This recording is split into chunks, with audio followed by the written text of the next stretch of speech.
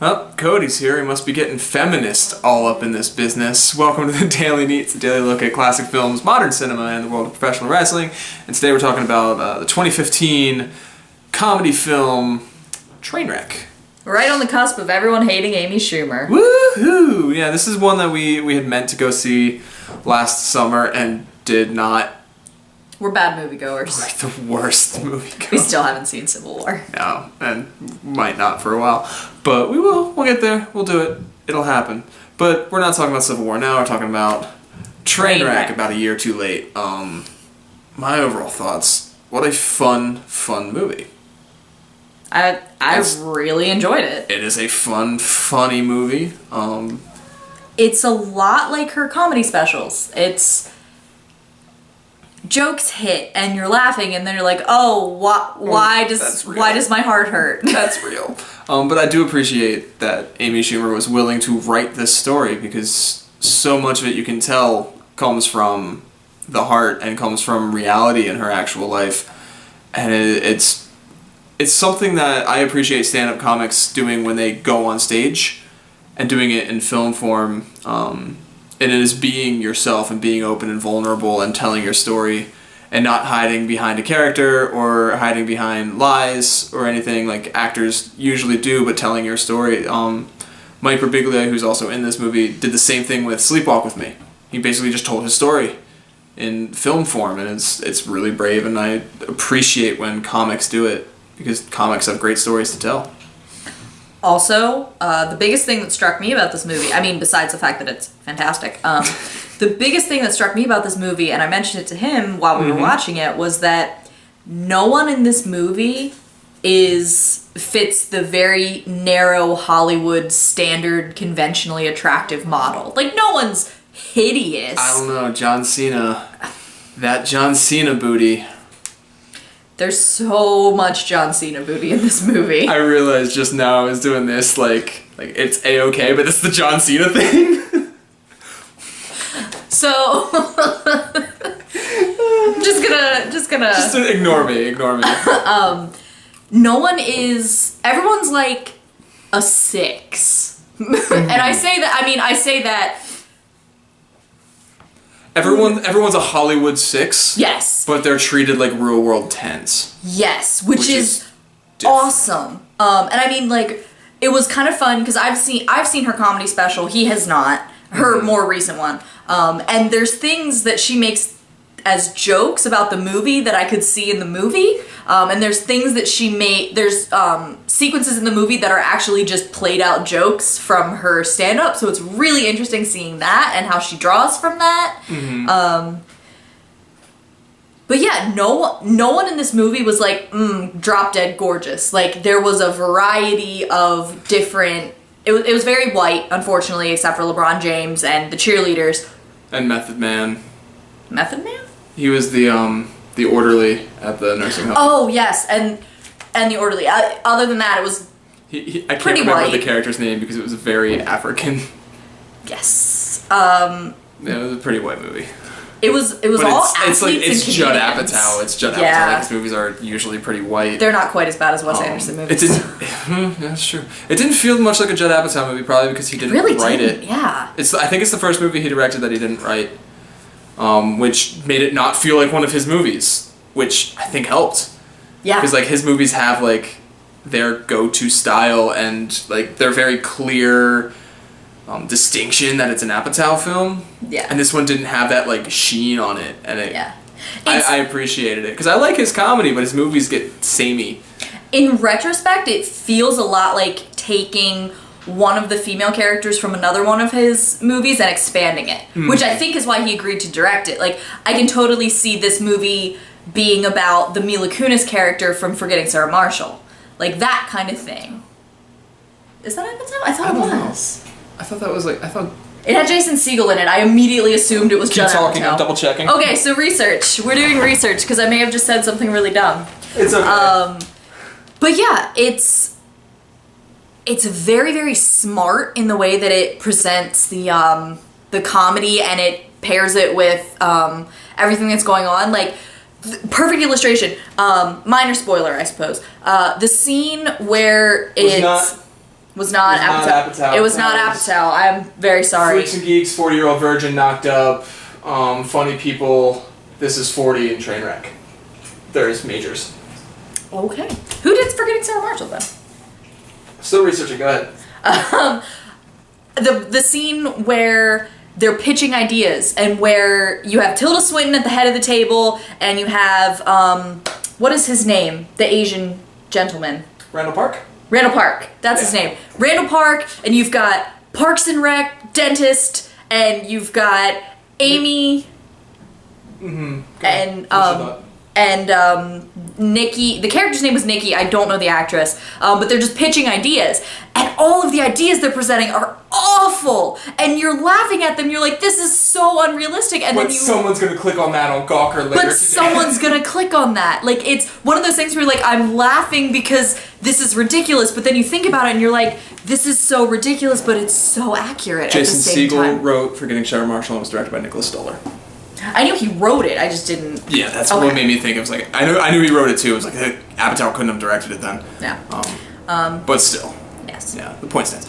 Another point I wanted to make. Oh, loved the use of celebrity cameos in this movie. Yeah. There are way too many celebrity cameos that it's like, oh, that's so-and-so, and they're gone. Like, hi, bye. And you're in the movie for half a second just so we could, like, Zoolander did it. Zoolander did that exact same thing. I like Zoolander, and I love that, like, just these random people are in it. But it's like, oh, they're in there as themselves for, like, a half a second, and they're gone. But in this, like, LeBron James is it's a secondary character. Although he's the best friend character. Although it would have been hilarious if he was only in it for the sunglasses bit. Like, just for that second. Just that first moment he's in there with the sunglasses was hysterical, and I was like, that is such a good use of LeBron James, and then he comes back. I think he was there 3 times. You know, the coffee scene, the intervention, and his introduction. I think he was only in the movie 3 times. No, because he approached Amy at the jam thing. Yes. I was like, what are your intentions? Yes. He played the best friend role so well. And then, of course, John Cena, my boy. You have no right, John Cena, to break my heart like that. I need to not like you. And you are way too good for me to not like you in this movie. I'm just so used to seeing John Cena in bright, colorful jean shorts, smiling at kids, making fun of heels in the wrestling ring, and then seeing him, like, cuss and get his heart be broken. Actually funny and not so like funny. It really goes to show that WWE needs better writers for their dialogue, because John Cena is hilarious. Well, he writes all of his own He writes stuff. a lot of his own promos, but some of his bad ones aren't written by him, I assume. But like, he was very well used. Amari Stoudemire had a couple good scenes. Like yelling "Dallas sucks" at Tony Romo. I appreciated that. Okay, I also appreciated Tony Romo's line, "I don't get cheered often in New York." That's for sure. But it's the use of these people, and of course Matthew Broderick in the intervention, just being himself, but bragging about how he is himself. It's just like bits like that, using these like huge names, Daniel Radcliffe with his dog walking. Oh my goodness. Like just all of these little instances of like bigger names than deserve to be in this little like indie-ish comedy, this indie feeling comedy. Just the huge names in there having fun, and I really, really enjoyed those, the usage of those names and faces.